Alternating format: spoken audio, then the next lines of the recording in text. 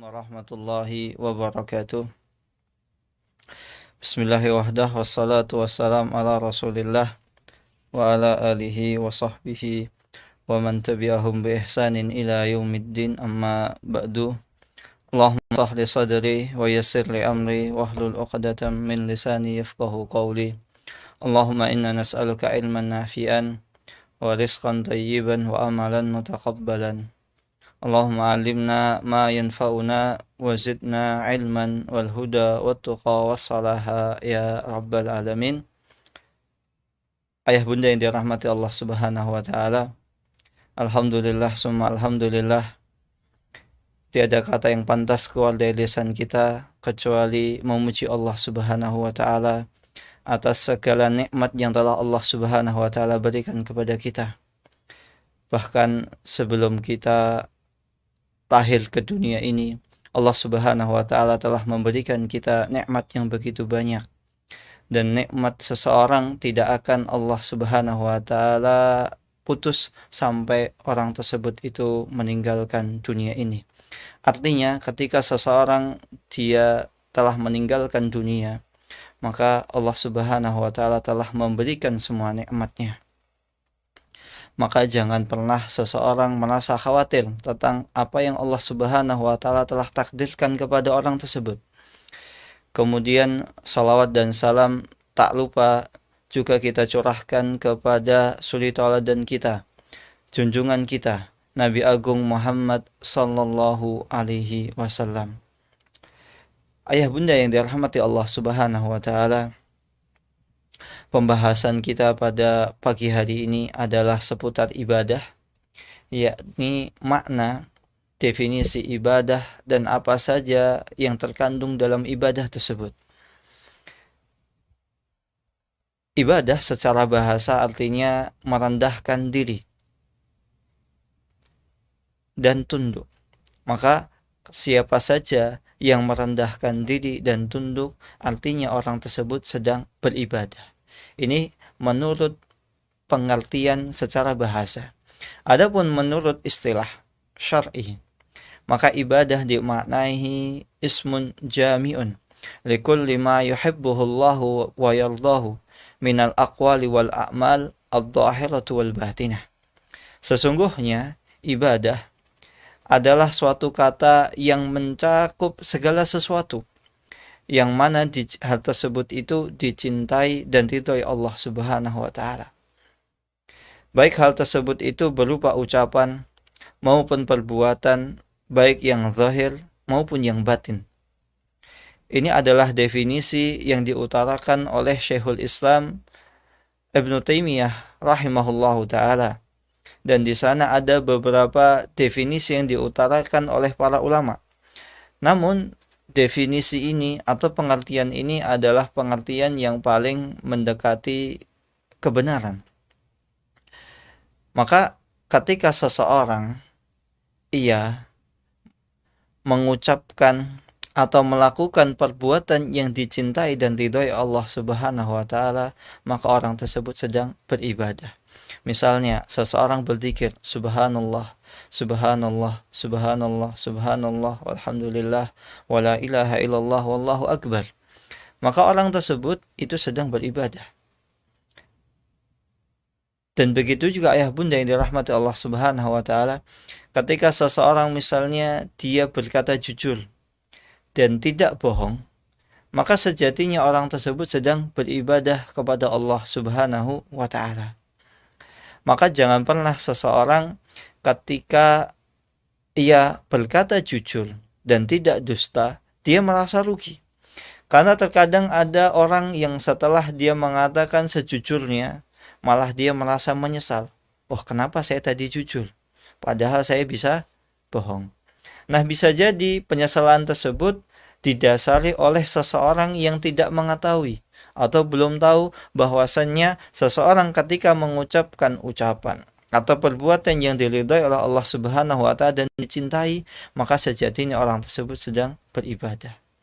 Maka tanamkanlah pada diri kita, ayah bunda yang dirahmati Allah Subhanahu wa taala, kita menanamkan pada diri kita ini bahwasannya kita harus berbuat baik. Kita harus senantiasa berbuat baik, berkata jujur, baik ucapan maupun perbuatan. Agar setiap kehidupan, setiap lini kehidupan, setiap yang apa kita jalani di dunia ini bisa bernilai ibadah. Sehingga seseorang tidak luput dari kehidupannya kecuali beribadah kepada Allah Subhanahu wa taala. Maka begitu juga di sini menyakup al-a'mal al-zahirah wal batinah, amal-amal yang zahir maupun amal-amal yang batin, amal-amal yang nampak maupun amal-amal yang tidak nampak. Maka contoh amal yang nampak, contohnya adalah seseorang sholat. Maka orang bisa tahu orang tersebut sedang melaksanakan sholat. Maka orang melaksanakan sholat sejatinya dia sedang beribadah kepada Allah Subhanahu wa taala. Dan begitu juga orang-orang yang melakukan ibadah batin. Contohnya ibadah batin, misalnya dia percaya kepada Allah Subhanahu wa taala, percaya kepada rukun iman. Maka orang tersebut sejatinya orang tersebut sedang beribadah kepada Allah Subhanahu wa taala. Karena Allah Subhanahu wa taala mencintai dan meridhoi siapapun yang beriman kepada Allah Subhanahu wa taala, menjalankan konsekuensi rukun iman kepada Allah, kepada nabi, kepada malaikat dan kepada kitab-kitab. Maka amalan-amalan yang zahir dan batin ini semuanya banyak macam-macam. Bahkan orang ketika misalnya dia meyakini dalam hatinya, kemudian dia melaksanakannya dengan perbuatannya, dia meyakini bahwasanya Allah Subhanahu wa taala adalah Allah, zat yang maha mengawasi, dia yakin dalam hatinya. Maka orang tersebut ketika dia beriman, meyakini bahwasanya Allah Subhanahu wa taala maha melihat, maha mengawasi, dia meyakini, maka orang tersebut sedang beribadah. Kemudian orang tersebut, seorang hamba, melakukannya berupa perbuatan. Apa itu? Ketika dia berbuat selalu merasa diawasi oleh Allah Subhanahu wa taala.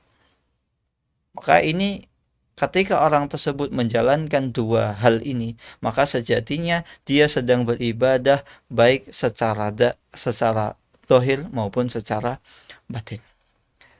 Adapun kenapa seseorang yang dibebankan syariat manusia, kenapa ketika orang tersebut itu melakukan amalan-amalan tadi, itu dinamakan dengan ibadah?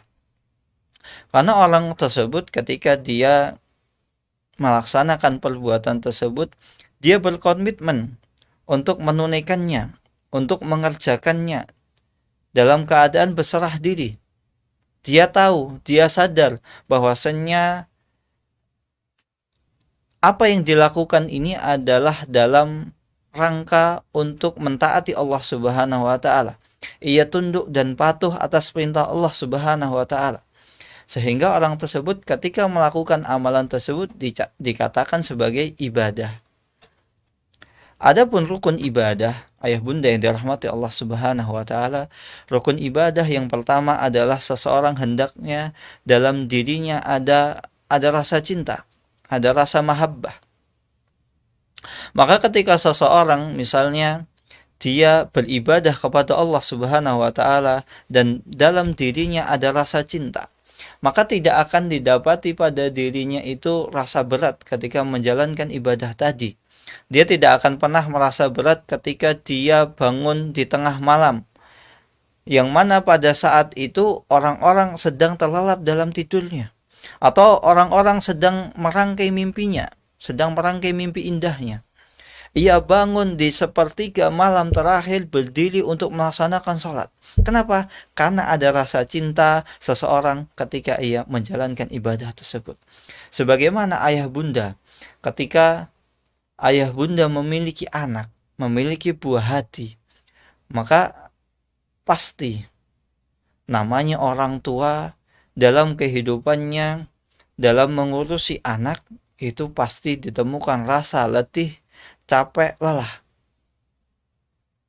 Tapi mengapa ketika seseorang mengasuh anaknya, Seorang ibu yang rela bangun tengah malam hanya untuk menyusui anaknya, mungkin hanya beberapa teguk atau tidak lama. Dia rela untuk bangun tidur dari tidurnya yang nyenyak, dia bangun untuk menyusui anaknya. Karena itu disebabkan rasa cinta seorang ibu kepada anaknya. Maka walaupun seorang ibu itu capek, letih, seharian mengerjakan pekerjaan rumah, bahkan pekerjaan-pekerjaan yang sejatinya bukan tugas dia, dia kerjakan. Ketika di malam hari yang waktunya untuk istirahat, waktunya untuk tidur, waktunya untuk sejenak meninggalkan hiruk pikuk dunia. Kemudian sang anak misalnya merengek menangis. Seorang ibu dengan sigap tangkas langsung bangun untuk menyusui anaknya. Padahal jika kita tanyakan, bukankah bunda ketika itu capek, letih, badan terasa pegal semuanya. Namun kenapa bunda bisa dengan sigapnya menyusui sang anak? Karena pada diri kita saat itu ada rasa cinta kepada sang anak, kepada buah hati kita. Begitu juga seorang ayah. Seharian banting tulang ke sana kemari untuk mencari sesuap nasi demi mendapatkan nafkah, bisa menafkahi keluarganya, bisa menafkahi anaknya, bisa menyekolahkan anaknya di sekolahan terbaik. Pasti itu capek, pasti itu letih. Namun mengapa seringkali kita tidak merasakan rasa capek tersebut? Karena jawabannya adalah cinta. Maka ketika kita beribadah kepada Allah Subhanahu wa taala, perlu ada dalam diri kita ini yang pertama adalah rasa cinta kita kepada Allah Subhanahu wa taala. Mari tanamkan rasa cinta kita kepada Allah Subhanahu wa taala. Bahwasanya Allah Subhanahu wa taala yang begitu maha agung, begitu maha kasih sayang. Allah Subhanahu wa taala telah memberikan kita begitu banyak kesempatan untuk memperbaiki amalan kita. Allah Subhanahu wa taala begitu banyak memberikan kita kesempatan-kesempatan yang tidak diberikan kepada orang lain. Maka kesempatan yang ada ini marilah kita pergunakan sebaik mungkin. Maka tidak mungkin seseorang, misalnya kita anggap hubungan antara manusia. Seburuk apapun seorang anak, senakal apapun seorang anak, maka sebagai orang tua akan mudah untuk memaafkannya. Itu disebabkan apa? Rasa cinta. Dan begitu juga Allah Subhanahu wa taala begitu cinta kepada hambanya. Buktinya apa? Pertanyaannya, sudah berapa banyak dosa yang pernah kita kerjakan? Atau jika kita sulit untuk menerka berapa banyak dosa yang pernah kita kerjakan, maka pertanyaannya adalah berapa dosa yang hari ini sudah kita lakukan? Allah Subhanahu wa taala masih memberikan kita kesempatan. Kalau seandainya Allah Subhanahu wa taala tidak cinta kepada hambanya, maka ketika hamba tersebut melakukan dosa, maka sangat mungkin Allah Subhanahu wa taala langsung adab hamba tersebut. Tapi apa? Banyak dosa pernah kita lakukan, kita kerjakan, Allah Subhanahu wa taala masih memberikan kita kesempatan untuk menghirup udara bebas. Maka kita perlu menanamkan cinta tersebut. Allah berkasih sayang kepada hambanya. Padahal hamba yang penuh dosa ini banyak melakukan dosa, banyak tergelincir, tapi Allah Subhanahu wa taala masih memberikan kesempatan. Marilah tanamkan dalam diri kita ketika kita beribadah kepada Allah Subhanahu wa taala rasa cinta. Begitu juga kalau misalnya Allah Subhanahu wa taala memerintahkan bunda untuk menggunakan jilbab, menggunakan khimar, maka kita tidak akan berat. Tidak akan kita temui saya belum siap, saya belum pantas. Kalau seandainya kita belum siap, mau kapan kita siapnya? Kalau belum pantas, mau kapan kita pantasnya? Maka cinta ini perlu kita tumbuhkan, sehingga ketika syariat-syariat yang datang kepada kita, kita dengan mudah akan menerima. Kita tidak akan menolaknya. Karena apa? Kita cinta. Begitu juga kalau misalnya ayah, kita sebagai seorang ayah, kita mencintai istri kita, kita cinta kepada istri kita. Maka apapun yang diminta oleh istri kita, maka kita akan menurutinya. Begitu juga dengan seorang istri, ketika ia cinta kepada suaminya, cinta kepada anaknya, apapun yang diminta pasti akan dituruti juga. Maka kita perlu menghadirkan dalam ibadah kita, dalam diri kita, dalam keseharian kita, rasa cinta kita kepada Allah Subhanahu wa Ta'ala. Namun perlu kita garis bawahi, jangan hanya kita beribadah kepada Allah Subhanahu wa Ta'ala berdasarkan rasa cinta kita saja. Karena ketika seseorang hanya beribadah kepada Allah Subhanahu wa Ta'ala berdasarkan rasa cinta, maka akan didapati ia akan menjadi seorang zindik. Ia akan beribadah membabi buta. Yang penting saya cinta. Padahal apakah ungkapan ekspresi rasa cinta tersebut dibenarkan oleh syariat atau tidak? Maka perlu kita garis bawahi, bukan hanya sekedar cinta, namun cinta yang dibenarkan oleh syariat. Maka ketika seseorang beribadah tidak boleh hanya berlandaskan rasa cinta saja. Kemudian rukun yang kedua, insya Allah nanti akan kita uraikan selanjutnya. Adapun syarat rukun kedua ibadah adalah hendaklah pada diri seseorang itu ada rasa khauf, yaitu rasa takut. Ia senantiasa takut ketika dia beribadah kepada Allah Subhanahu wa Ta'ala. Jangan-jangan ibadah yang dia kerjakan selama ini tidak diterima oleh Allah Subhanahu wa Ta'ala. Sehingga ketika ada rasa takut pada diri seseorang, pada diri ayah bunda sekalian, maka ketika ayah bunda selesai beribadah tidak akan merasa tenang, tidak akan merasa sombong, tidak akan merasa bahwasanya saya ini orang baik. Karena sejatinya tidak ada amal ibadah seseorang itu yang tidak ada jaminan apakah ibadah kita hari ini itu diterima oleh Allah Subhanahu wa Ta'ala.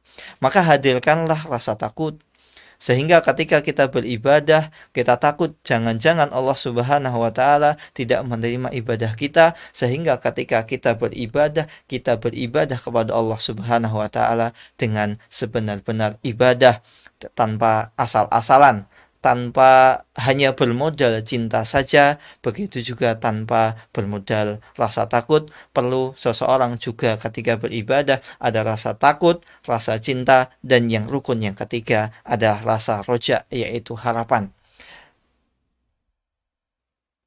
Ketika seseorang beribadah kepada Allah Subhanahu wa Ta'ala, dia juga harus ada rasa roja.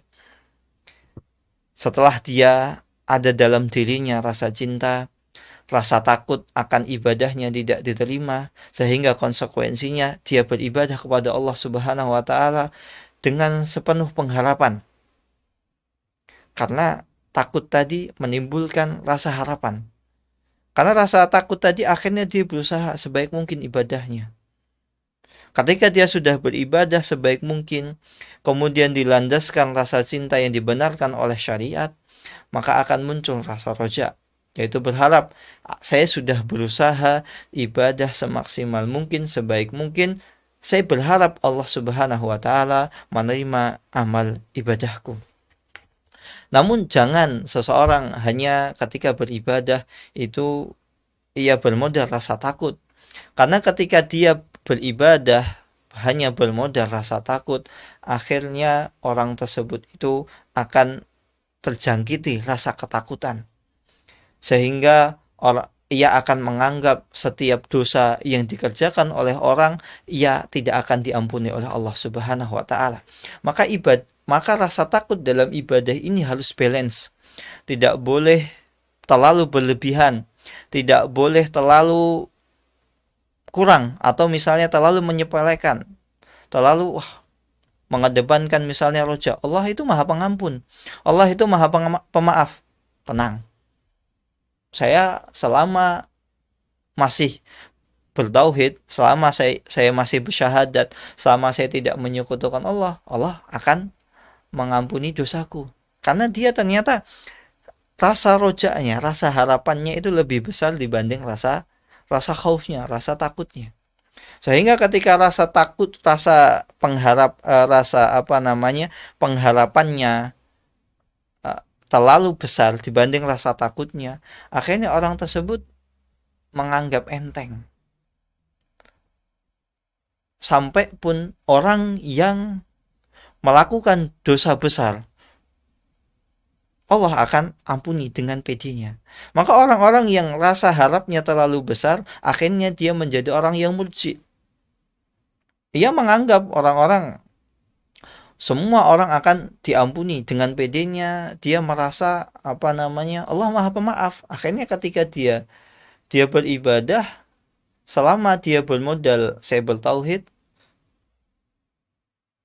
Allah pasti akan mengampuni saya, karena rasa pengharapannya, kepedeannya, Allah mengampuninya besar.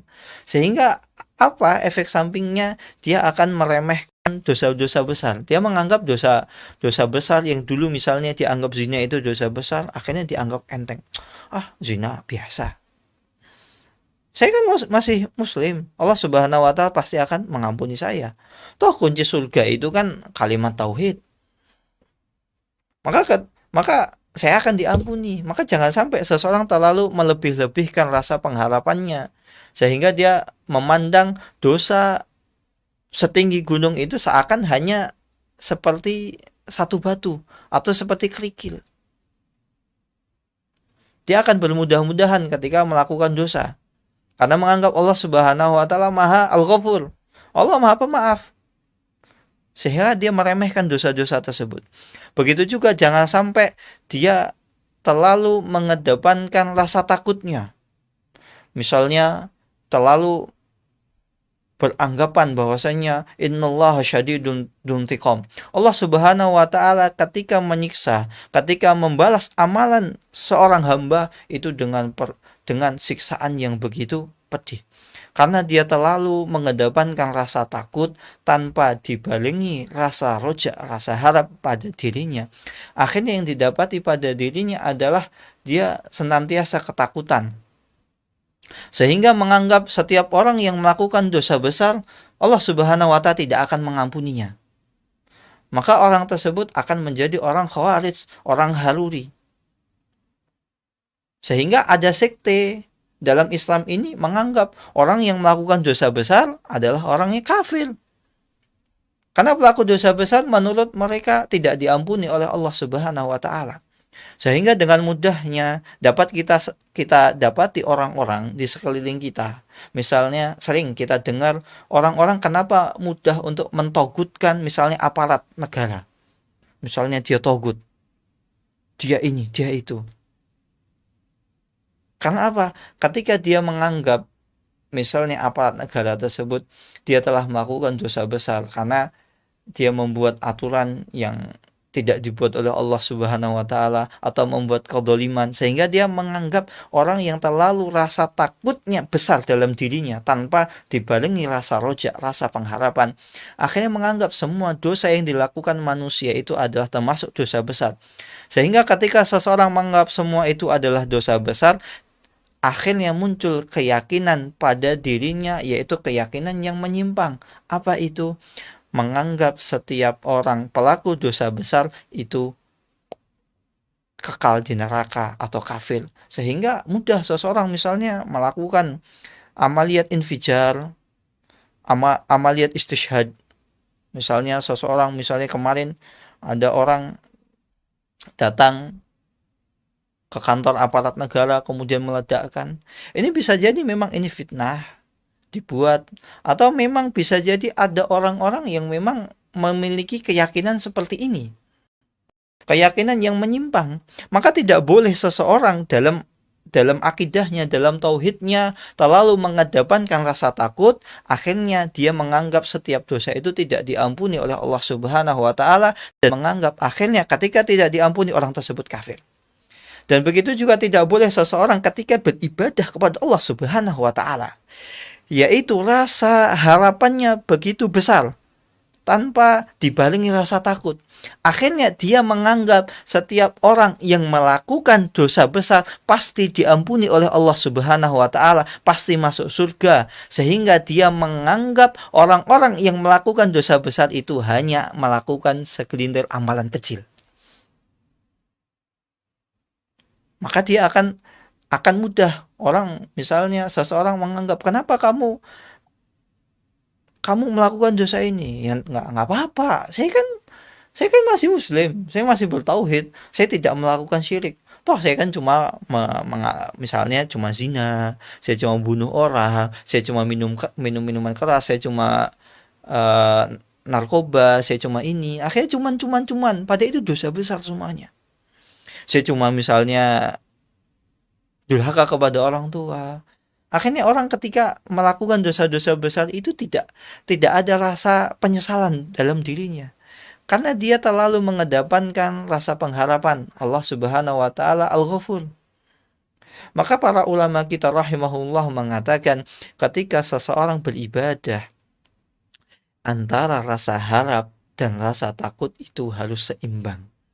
Maka para ulama kita mengibaratkan, ketika seseorang beribadah itu harus ada rasa harap dan rasa takut sebagaimana seekor burung, yang mana seekor burung itu memiliki dua sayap.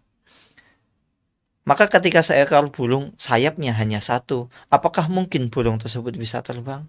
Maka tidak mungkin. Maka burung tersebut harus memiliki sayap sehingga burung tersebut bisa terbang.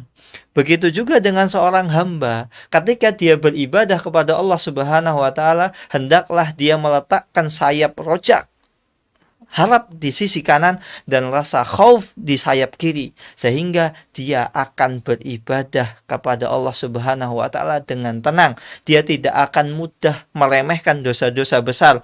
Dia tidak akan mudah untuk menganggap setiap orang yang melakukan dosa besar itu Allah tidak akan ampuni. Maka ketika seseorang beribadah kepada Allah, misalnya seorang hamba tergelincir dalam dosa, ia akan segera bertobat kepada Allah Subhanahu wa taala, karena masih ada rasa dalam dirinya bahwasannya Allah Subhanahu wa taala akan mengampuni seorang hamba. Dan begitu juga ketika dia melakukan dosa, melihat dosa besar tersebut, dia tidak akan putus dari rahmat Allah Subhanahu wa ta'ala. Orang tersebut tidak akan mudah pesimis. Allah tidak akan, wah kayaknya Allah itu nggak akan mengampuni dosaku. Makanya pernah mungkin ayah bunda mendengarkan sebuah kisah, seorang yang membunuh 99 orang dalam kisah Israiliyat. Sang pembunuh tersebut mendatangi seorang rahib. Apa yang dikatakan rahib tersebut ketika mendengar kisah pemuda tadi? Sesungguhnya Allah Subhanahu wa taala tidak akan mengampuni dosamu. Karena dia menganggap bahwasanya pemuda tadi itu dosanya sudah begitu besar.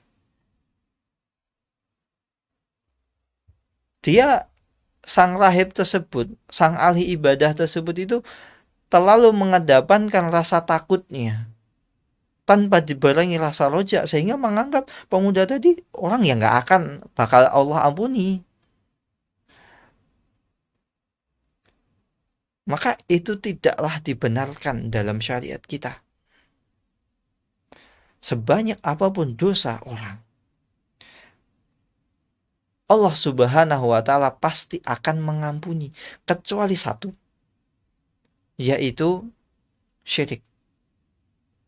Kemudian harus ada juga dalam dirinya itu rasa tidak meremehkan dosa yang dia kerjakan, sebanyak apapun. Kalau misalnya seseorang melakukan dosa sebanyak apapun, akhirnya yang ada dalam dirinya dia menganggap meremehkan. Nggak apa-apa saya melakukan ini, tanpa dibarengi rasa takut, tanpa dibarengi rasa penyesalan, maka orang tersebut adalah orang yang orang yang tersesat. Maka akidah Ahlussunnah wal Jamaah, hendaklah ketika seseorang beribadah kepada Allah Subhanahu wa taala harus dibarengi rasa cinta kita kepada Allah Subhanahu wa taala, begitu juga rasa takut dan rasa harap. Dan rasa takut dan harap ini harus balance, tidak boleh misalnya berat sebelah. Karena bisa jadi seseorang akhirnya membuat orang tersebut itu pesimis, putus asa dari rahmat Allah Subhanahu wa taala, atau orang tersebut itu menganggap dosa-dosa yang dia kerjakan adalah ringan, hanya seperti debu atau pasir. Selama seorang hamba dia tidak meremehkan sebuah dosa, tidak menganggap dosa tersebut itu enteng, dan dalam dirinya masih ada rasa takut kepada Allah Subhanahu wa taala, dan dua hal ini seimbang 50-50, maka Allah Subhanahu wa taala akan mengampuni dosa hamba tersebut. Ini adalah ayah bunda yang dirahmati Allah Subhanahu wa taala. Ini adalah rukun ibadah. Namanya rukun itu adalah pondasi yang harus ada di setiap ibadah seseorang. Sebagaimana bangunan, ketika bangunan tersebut tidak memiliki pondasi, maka susah bangunan tersebut itu akan berdiri dengan kokoh. Maka tanamkanlah pada diri ayah bunda sekalian, yaitu pondasi, 3 pondasi ini dalam setiap amal ibadah kita. Dan kita juga jangan melalaikan. Selain di sana ada pondasi yang harus kita jaga, kita juga harus memperhatikan syarat-syarat apa pondasi tersebut itu menjadi kokoh. Sebagaimana seseorang ketika membangun sebuah bangunan, ketika dia akan membuat pondasi, dia juga memperhatikan.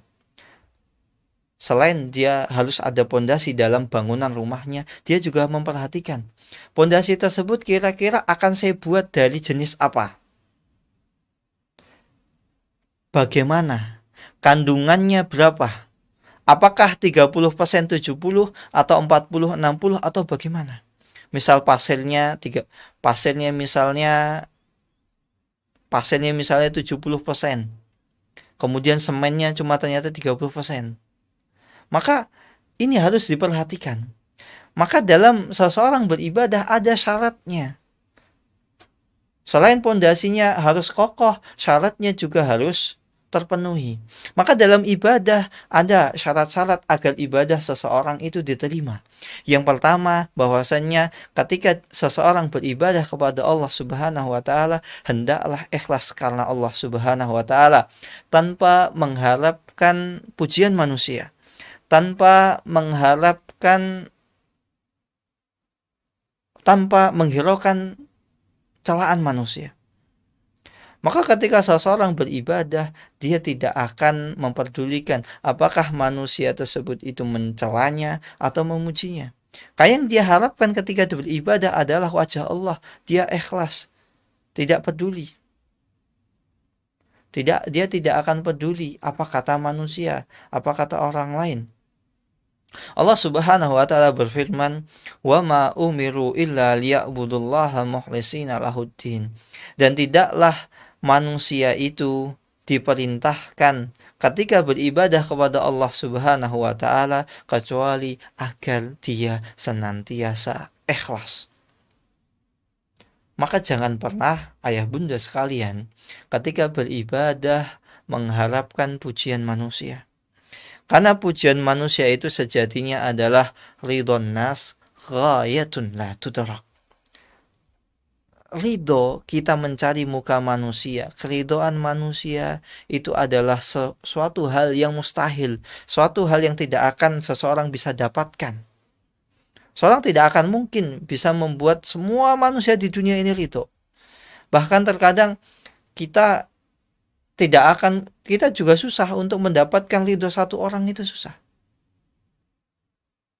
Kita mendapatkan ridho satu orang lain tidak ridho.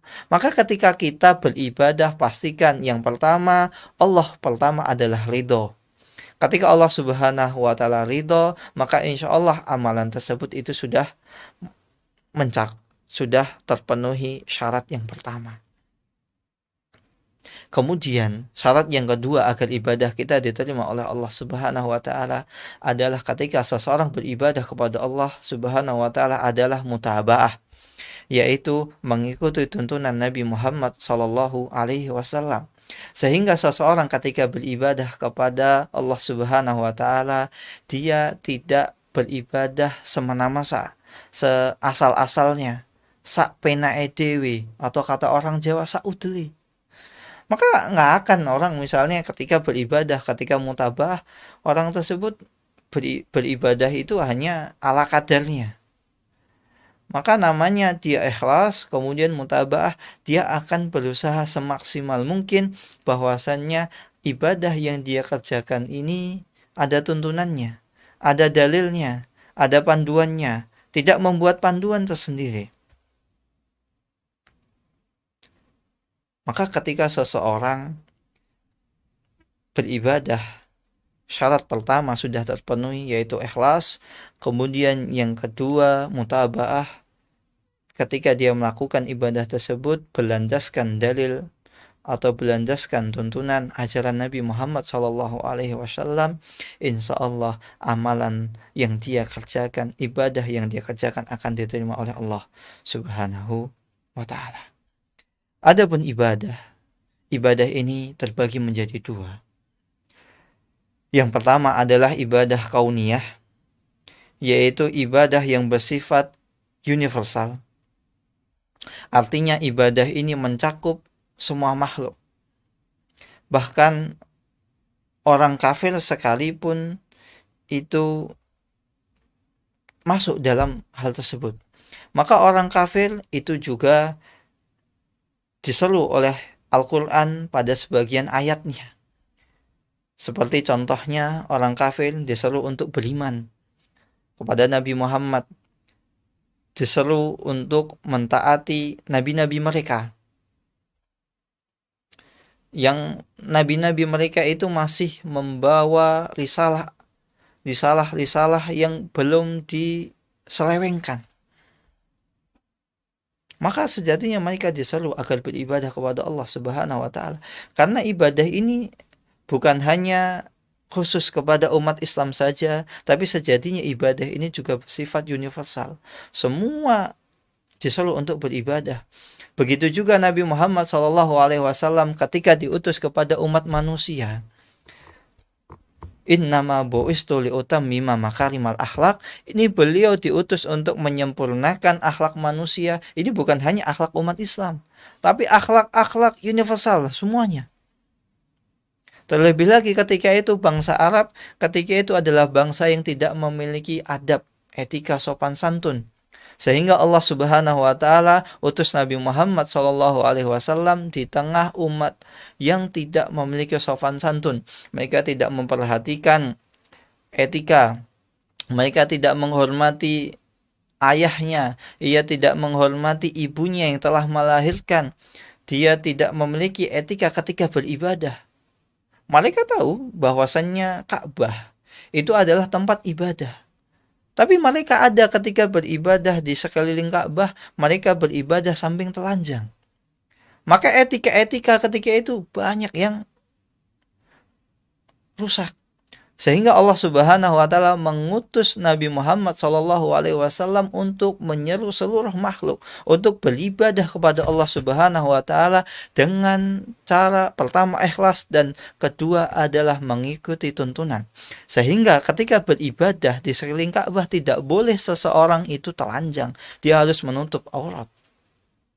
Dan di sisi lain orang kafir juga diseru oleh syariat Islam ini untuk beribadah kepada Allah Subhanahu wa ta'ala saja dan tanpa menyekutukan Allah Subhanahu wa ta'ala. Kemudian ibadah yang kedua adalah ibadah yang bersifat khusus. Ini bersifat hanya ibadah, yaitu seseorang ketika beribadah kepada Allah Subhanahu wa ta'ala ia tunduk, patuh mentaati Allah Subhanahu wa taala dan apa yang dibawa oleh Rasulullah SAW, dibawa oleh para nabi dan rasul. Tidak boleh dia tunduk patuh kepada selain perintah Allah Subhanahu wa taala. Maka ini ibadah yang bersifat khusus, yaitu ibadah seseorang ketika beribadah kepada Allah ketika seseorang beramal, hendaklah amalan tersebut berlandaskan mentaati Allah dan mengikuti apa yang Rasulullah Shallallahu Alaihi Wasallam bawa. Kemudian ayah bunda yang dirahmati Allah Subhanahu Wa Taala, bagaimana seseorang memahami apakah amalan yang dia kerjakan itu termasuk ibadah atau bukan? Maka ada sebuah kaidah yang dibuat oleh para ulama. Kaidah tersebut bagus. Para ulama mengatakan ayyu fi'lin thabata annahu ibadatun fa'in sarrafahu ilallahi tauhidun wa sarrafahu li ghairillahi syirkun. Maka setiap perbuatan yang telah ditetapkan bahwasannya itu adalah suatu bentuk ibadah, maka barang siapa yang mengarahkan ketika peribadatan tersebut, amalan tersebut kepada selain Allah Subhanahu wa taala, maka sejatinya orang tersebut telah menyekutukan Allah Subhanahu wa taala dan menandinginya. Dan adapun ketika amalan perbuatan tersebut itu ia hanya arahkan kepada Allah Subhanahu wa taala saja, maka sejatinya orang tersebut adalah orang yang bertauhid. Maka kita bisa tahu apakah ini bentuk ibadah atau bukan. Maka terkadang kita dapati orang tanpa dia sadari, atau mungkin karena dia hanya mengedepankan rasa cintanya tanpa mengedepankan rasa takut, kemudian rasa roja, sehingga dia beribadah dengan cara membabi buta. Maka akan didapati dia melakukan ibadah-ibadah yang tidak disyariatkan oleh Allah Subhanahu wa taala. Pertama, mungkin dia melakukan ibadah-ibadah yang tidak disyariatkan Allah Subhanahu wa taala, tapi lambat laun akhirnya ibadah yang dia lakukan tadi, amalan yang dia kerjakan tadi itu untuk tujuan lainnya, sehingga tanpa dia sadari ketika dia beribadah dia telah mengarahkan ibadahnya kepada selain Allah Subhanahu wa taala, dan secara tidak langsung dia ketika beribadah dia telah melakukan kesyirikan. Betapa banyak seseorang dia telah mengetahui kebenaran, bahwasannya ini benar, bahwasannya ini salah. Akan tetapi kenapa orang tersebut sulit untuk mengakui kebenaran tersebut? Padahal dia tahu ini adalah ibadah. Padahal dia yakin dan sadar ini adalah ritual yang mana seseorang itu ketika beribadah harus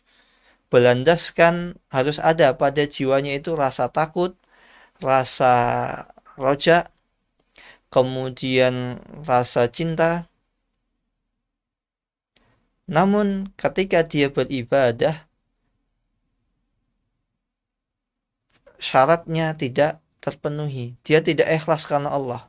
Tidak, dia ketika melakukan ibadah ini bukan karena ikhlas karena Allah. Karena apa? Karena dia takut omongan manusia. Kalau saya tidak melakukan ini, saya takut nanti manusia gimana? Apa omongan manusia? Padahal sejatinya dia tahu. Dia tahu itu perbuatan yang salah. Maka di sini syarat yang pertama tadi belum terpenuhi, yaitu ikhlas. Dan yang kedua, otomatis syarat mutabah itu tidak terpenuhi. Karena apa? Dia tahu dengan sadar betul amalan ini tidak dicontohkan oleh Allah dan dicontohkan oleh Rasulullah SAW. Tidak diperintahkan oleh Allah Subhanahu wa taala. Maka secara tidak langsung dia ketika beribadah, dia secara tidak langsung dia takut omongan manusia, sehingga dia tergelincir dalam kesyirikan. Betapa banyak saudara-saudara kita Mereka mengetahui bahwasannya misalnya selamatan 7 hari, 100 hari, 1000 hari, 3000 hari, 1000 hari, 10.000 hari. Itu tidak ada tuntunannya dalam syariat Islam. Dia tahu. Bahkan ini peninggalan nenek moyang kita dulu yang notabene banyak beragama Hindu. Dia tahu syariat Islam tidak seperti ini. Dan ketika dia berpikir secara logika, tidak mungkin syariat Islam ini katanya samhah, rahmah, muyassar, agama Islam yang mudah, yang toleransi, yang berkasih sayang. Kok ada orang setelah meninggal dia harus melakukan hari raya, Aid, menjamu orang makan? Bukankah pertama ketika namanya orang sedih harusnya namanya orang sedih itu dihibur, bukan malah membuat hiburan. Maka ini secara logika tidak masuk akal. Orang sedih itu harusnya dihibur, bukan buat hiburan. Artinya ketika dia membuat hiburan, artinya dia bahagia. Padahal namanya ditinggalkan oleh orang yang dia cintai itu pasti sedih. Kok dia malah membuat hiburan? Yang namanya orang ketika hiburan itu menunjukkan dia sedang bahagia. Seperti oleh karena itu namanya orang nikah dinamakan walimah, Aidul walimah. Karena orang tersebut sedang bergembira. Begitu juga dengan Idul Adha dan Idul Fitri. Karena orang ketika itu bergembira. Lah kok ada orang habis ditinggal mati kemudian melakukan Aid, hari raya, jamuan, 7 hari, kemudian 3 bulan, 100, 1000, 10.000 dan lain sebagainya. Maka itu tidak masuk akal. Yang kedua, namanya orang habis kesipahan. Kalau orang Jawa mengatakan kesipahan, orang habis ditinggal mati orang yang dia kasih sayangi. Namanya sudah sedih, nelongso, sedang duka cita, kok sudah jatuh ditimpa tangga. Apa itu? Dia harus membuat jamuan sekian orang. Kalau misalnya tidak satu orang ini, nanti katanya mayatnya itu tidak akan tenteram di kuburan, tidak akan ini, tidak akan itu. Secara logika orang tahu bahwasanya ini bukan syariat Islam. Tapi terkadang seseorang melakukannya karena nanti takut apa omongan manusia. Kalau saya tidak melakukan hal tersebut, maka tanamkanlah dalam ibadah kita bahwasanya ketika kita beribadah harus ada rasa cinta.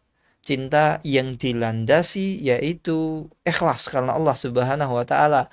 Dan yang kedua mutabaah, dan jangan lupa ketika seseorang beribadah harus memiliki 2 sayap yaitu rasa roja, rasa harap, dan khauf, rasa takut, sehingga dia bisa terbang, dia bisa beribadah sesuai apa-apa yang telah Rasulullah dan apa-apa yang telah Allah Subhanahu wa taala dan Rasulullah Shallallahu alaihi wasallam inginkan. Dan jangan sampai menjadi seorang yang ekstremis kanan maupun ekstremis kiri. Akhirnya orang tersebut menganggap orang yang telah melakukan dosa besar tidak akan diampuni oleh Allah Subhanahu wa taala. Dan begitu juga akan menjadi sebaliknya. Orang yang melakukan dosa besar menganggap dosa itu hanya sekadar dosa biasa tanpa ada rasa penyesalan. Maka ayah bunda yang dirahmati Allah Subhanahu wa taala, ketika kita beribadah kepada Allah Subhanahu wa taala harus ada poin-poin tadi. Dan janganlah ketika beribadah, misalnya ketika dia beribadah, misalnya ia berdoa, kemudian ternyata ia berdoa kepada selain Allah Subhanahu wa taala, maka secara tidak langsung orang tersebut itu telah melakukan kesyirikan. Misalnya dia berdoa meminta kepada pohon, kepada bintang, misalnya bintang jatuh, tolong berilah aku harta kekayaan. Zaman kita dulu sering, ketika kita misalnya ada bintang jatuh, kita sering diperintahkan untuk membuat doa. Ini sejatinya bukan dari syariat Islam. Ini dari kebiasaan orang Barat, orang Eropa, orang Amerika. Mereka ketika melihat bintang jatuh, mereka membuat pengharapan, berdoa. Maka ini kesyirikan, tidak boleh seseorang meminta kepada bintang sekalipun. Begitu juga ketika dia misalnya ketika dia beribadah yang dilandasi rasa takut. Ternyata rasa takutnya itu diselewengkan kepada selain Allah Subhanahu wa taala. Contohnya apa? Dia takut ketika dia melakukan ibadah ini, takut nanti apa omongan manusia. Maka orang tersebut bisa jadi telah tergelincir dalam kesyirikan. Begitu juga ketika seseorang beribadah kepada Allah Subhanahu wa taala yang berupa misalnya menyembelih, misalnya kurban. Kemudian ternyata ia mengarahkan sembelihannya tersebut kepada selain Allah, maka ia secara tidak langsung telah terjatuh dalam kesyirikan. Misalnya dia menyembelih untuk apa? Untuk kepalanya ditanam di bangunan ceker ayam. Kenapa? Biar bangunannya kokoh. Maka itu bukanlah yang diperintahkan oleh Allah Subhanahu wa taala. Artinya dia ketika misalnya menyembelih kepala kambing atau sapi atau kerbau, kemudian kepalanya ditanam, itu untuk diberikan kepada selain Allah Subhanahu wa taala, maka sejatinya ketika dia menyembelih, dia telah melakukan amalan kesyirikan. Wallah, ini adalah ibadah-ibadah yang ketika seseorang menyelewengkannya kepada selain Allah, maka dia telah terjatuh dalam kesyirikan. Dan begitu pula dia bernadar. Misalnya dia berjanji kepada selain Allah, atau misalnya dia bersumpah kepada selain Allah.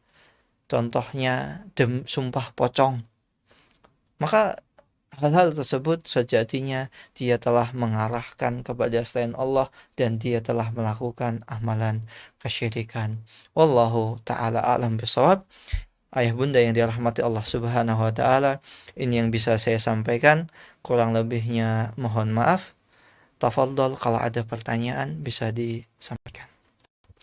Ada pertanyaan Mas Yusuf? Alhamdulillah. Dikirim di WA saya. Baik.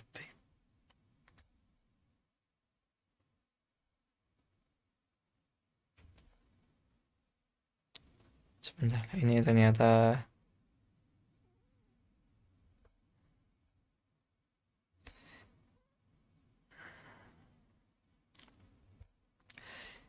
saya baca ya.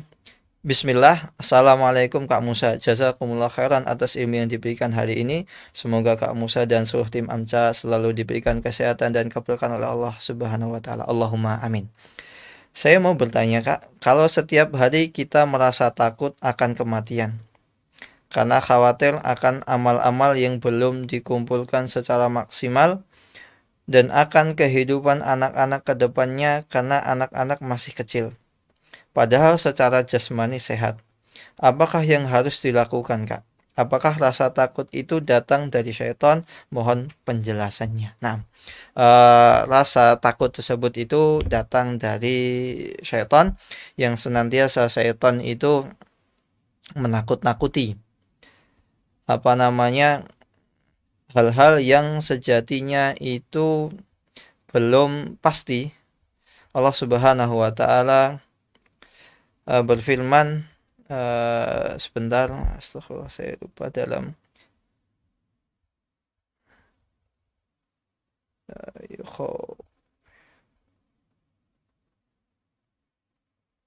Allah Subhanahu wa taala berfirman dalam surat Ali Imran ayat 178, "Innama dzalikumus syaitanu yakhawwifu awliya'ahu fala takhafuhum wa khafuni in kuntum mu'minin." Sesungguhnya itu adalah bisikan syaitan yang membisiki kepada diri kita. Dan setan ini senantiasa berusaha agar dalam diri manusia itu tumbuh rasa takut. Takut-takut yang berlebihan. Kita memang perlu takut bahwasanya amal ibadah kita tidak diterima oleh Allah Subhanahu wa taala. Tapi jangan sampai rasa takut ini akhirnya membuat diri kita ini putus asa. Maka itu tidak tepat. Maka dikatakan, tadi saya katakan, ketika seseorang rasa takutnya begitu luar biasa, sehingga dia menjadi putus asa, pesimis. Akhirnya dia tidak memiliki semangat hidup. Akhirnya dia tidak merasa bahwasannya amalannya itu tidak akan diterima oleh Allah, atau misalnya dosa yang dia kerjakan ini tidak diampuni oleh Allah Subhanahu wa taala, maka akan bahaya. Ini setan senantiasa membisiki setiap manusia agar terlalu mengedepankan rasa takut. Kita rasa takut perlu, kita khawatir perlu akan anak-anak kita masa depan.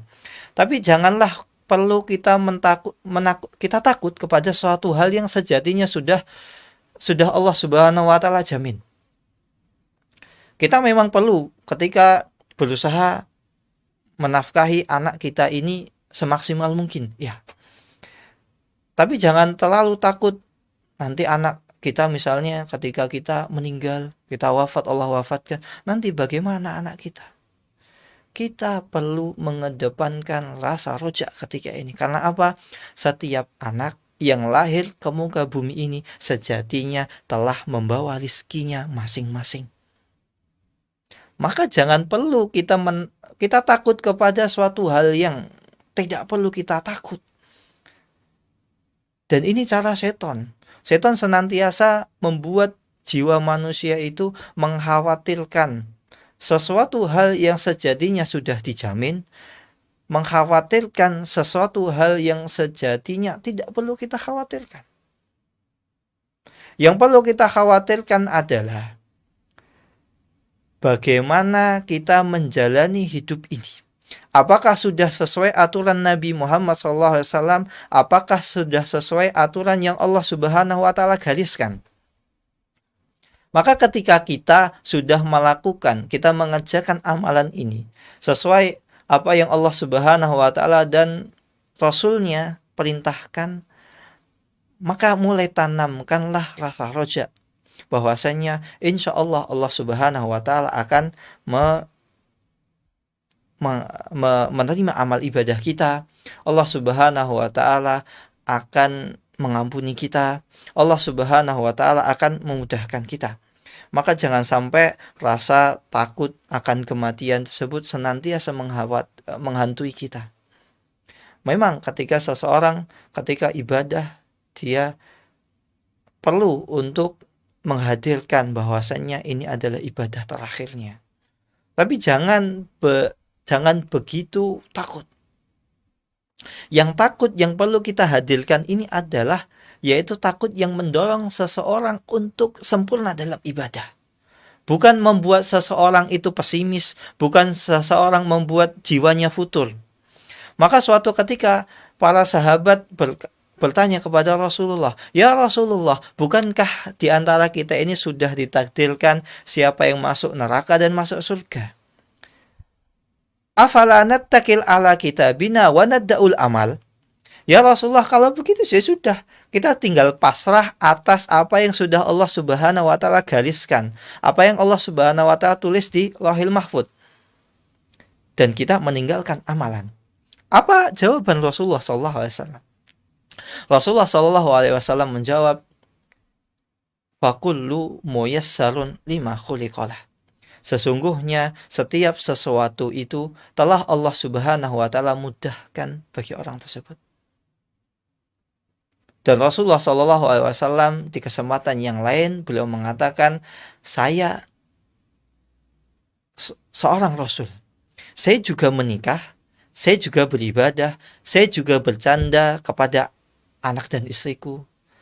Saya juga beribadah." Ini menunjukkan apa? Seseorang walaupun sudah ditentukan apakah takdirnya, baik buruknya, jangan sampai membuat orang tersebut itu akhirnya futur, orang tersebut itu malas, orang tersebut itu pasrah. Tidak.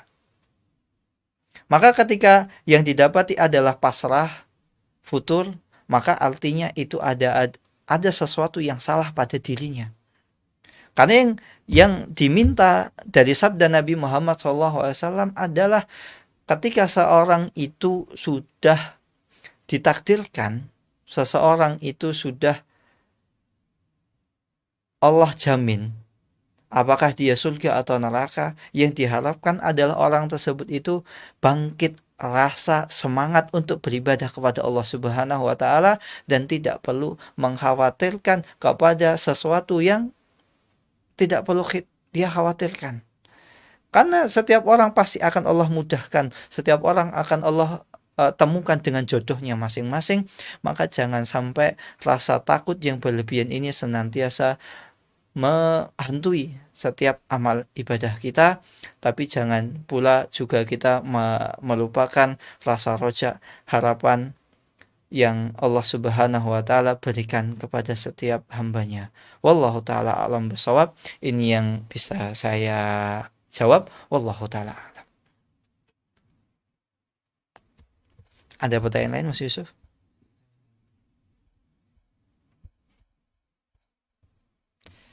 Di WA lagi.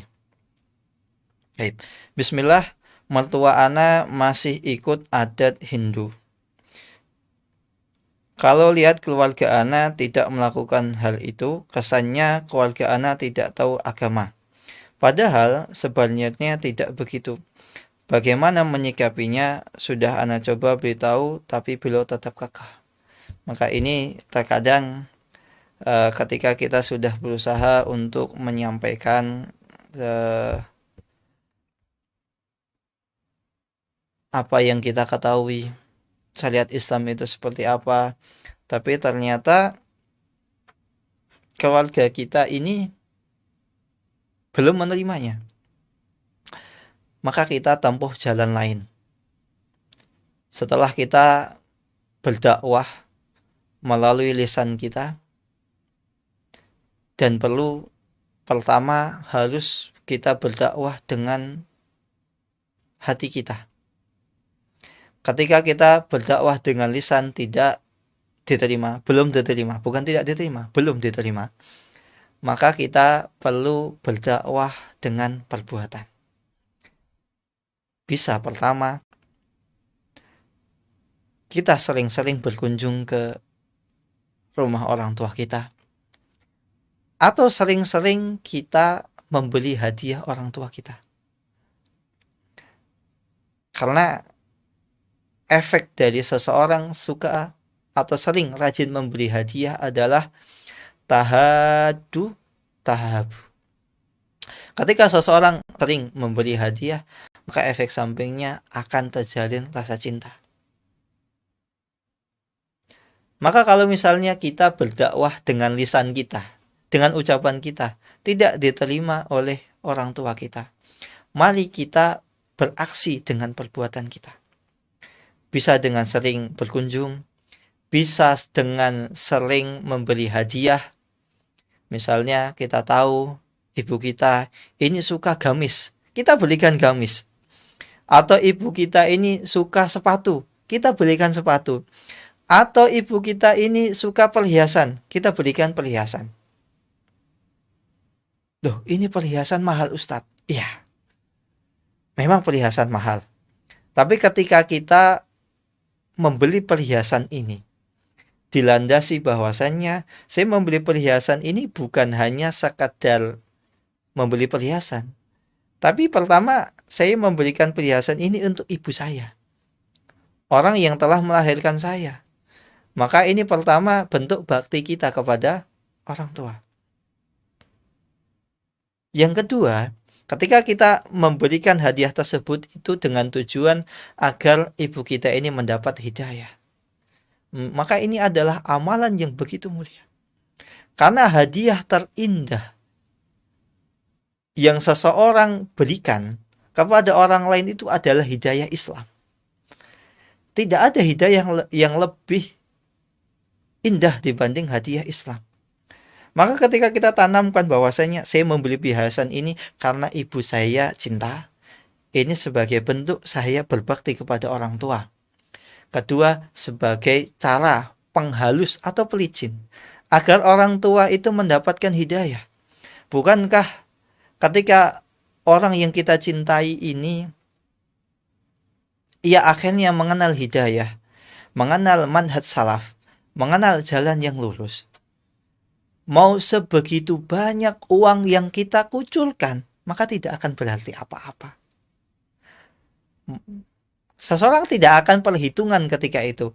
Tidak akan menghitung, ibu saya itu bisa kenal hidayah, manhaj salaf, kajian sunnah itu setelah saya mengucurkan dana sekian, 1 juta, 2 juta, 1 M, nggak akan dipikirkan. Karena ketika itu harta yang dia keluarkan itu tidak akan ada nilainya di sisinya. Ketika melihat orang yang dia cintai bisa mengenal manhaj salaf, maka marilah kita kenalkan ajaran Islam yang sahih, ajaran Islam sebagaimana dibawa oleh Rasulullah Shallallahu Alaihi Wasallam. Sebagaimana dulu kita bahagia, kita mengenal manhaj salaf. Sebelum mungkin kita tersesat kita sempat mampir ke manhaj-manhaj yang lain. Sebagaimana kita merasakan indahnya manhaj salaf, maka marilah kita berikan hidayah manhaj salaf tersebut kepada orang yang kita cintai dengan cara perbuatan, dengan aksi kita. Setelah kita dakwah melalui lisan kita belum diterima oleh orang tua kita, maka marilah kita melalui dakwah, melalui perbuatan, bisa dengan berkunjung, bisa dengan memberi hadiah, maka insya Allah sebagai orang tua pasti akan mudah menerima dakwah anaknya. Bi'inillahi ta'ala. Sebagaimana batu. Ketika batu itu ditetesi air setiap hari, setetes, 2 tetes, maka batu tersebut pasti akan berlubang. Berbeda ketika batu tersebut sekali diguyur, maka apakah batu tersebut akan berlubang? Belum tentu. Batu tersebut mungkin akan roboh. Sehingga batu yang roboh tersebut akan rusak. Maka ketika kita misalnya, ibu, sudah saya dakwah, ibu yang benar begini, malah kita tambah keras, yang ada apa? Hati ibu kita ini akan pecah. Sehingga dia tidak akan mau menerima dakwah kita, bahkan lari. Maka marilah teteskan amal kebaikan sedikit demi sedikit kepada ibu kita. Insya Allah bi'idnillah ibu kita ini akan menerima dakwah kita. Terlebih lagi manhaj salaf itu adalah sesuai fitrah manusia, sehingga akan sangat mudah bi'idnillahi ta'ala dakwah tersebut itu akan diterima oleh khalayak ramai. Wallahu ta'ala alam bisawab. Ini yang bisa saya jawab. Tidak ada pertanyaan lain. Kalau begitu kita tutup dengan doa akhwatul majelis. Subhanakallahumma wa bihamdika asyhadu an la ilaha illa anta astaghfiruka wa atubu ilaik. Wassalamualaikum warahmatullahi wabarakatuh.